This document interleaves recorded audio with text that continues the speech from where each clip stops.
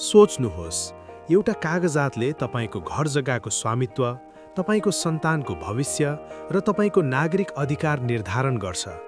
यदि महत्त्वपूर्ण कागजात यदि हरायो वा नष्ट भयो भने के हुन्छ? नडराउनुहोस्, किनभने नागरिकताको लगत सरकारसँग सुरक्षित छ। हालैको जेनजी आन्दोलनको क्रममा धेरै सरकारी कार्यालयहरू जलेर नष्ट भए।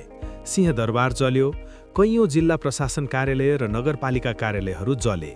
जेनजी आन्दोलन वा यस्तै अन्य विपदको बेलामा तपाईको नागरिकता हरायो, जल्यो वा सम्बन्धित कार्यालय नै आगजनीमा पर्यो भने धेरैलाई यस्तो डर लाग्न सक्छ। तर आतिनु पर्दैन, हामी डिजिटल युगमा छौं। नेपाल सरकारको केन्द्रीय सर्भरमा तपाईको विवरण सुरक्षित छ। विपदमा नागरिकता प्रमाणपत्र हराए वा नष्ट भए त्यसको प्रतिलिपि कसरी लिन सकिन्छ? जस्तो अहिले कसैले नागरिकता बनायो भने नागरिकता बनाइसक्दा उसको चाहिँ सेन्ट्रल सर्भरमा डाटा जान्छ, हाम्रो लोकलमा नै बस्छ, सेन्ट्रलमा पनि जान्छ।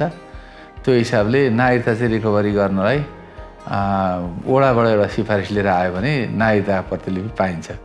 जब सिडिओ कार्यालयमा रेकर्ड पनि नभएको र व्यक्ति चाहिँ स्वयं 14 वडामै बसोबास गरेको खण्डमा चाहिँ हामीले त्यसै गरी सर्जमी गरेर यो मान्छे यहाँको एकिन हो, यो फलान ठाउँबाट आएको हो, पाल्पाबाट आएको हो अथवा डोटीबाट आएको हो भनेर हामीले त्यसरी नै सिफारिस गर्ने हो। यदि तपाईको नागरिकता हराएको छ वा यस्तै घटनामा परेर नष्ट भएको छ भने यसको प्रतिलिपि लिन निम्न प्रक्रिया अपनाउन सकिन्छ। सुरुमा नागरिकता हराएको वा नष्ट भएको सूचना नजिकैको प्रहरी चौकीमा दिनुपर्छ।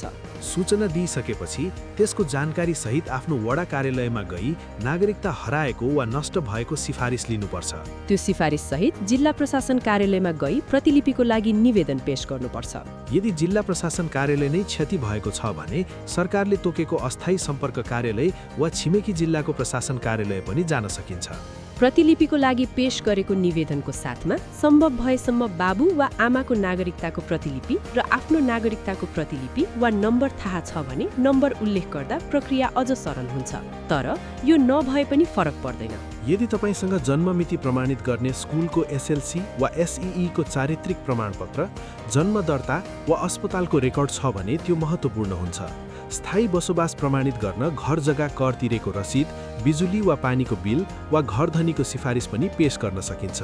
यदि तपाईको नागरिकता सम्बन्धित कार्यालय आगजनी वा प्राकृतिक प्रकोपमा परि नष्ट भएको हो भने सोही घटनाको स्थानीय प्रशासनबाट जारी भएको क्षति प्रमाणपत्र थप्नुपर्छ। नागरिकता एउटा कागजात मात्र होइन, यो तपाईको अस्तित्व, तपाईको अधिकार र तपाईको भविष्यको जग हो। आफ्नो हक जान्नुहोस् र यो जानकारी अरूलाई पनि शेयर गर्नुहोस्।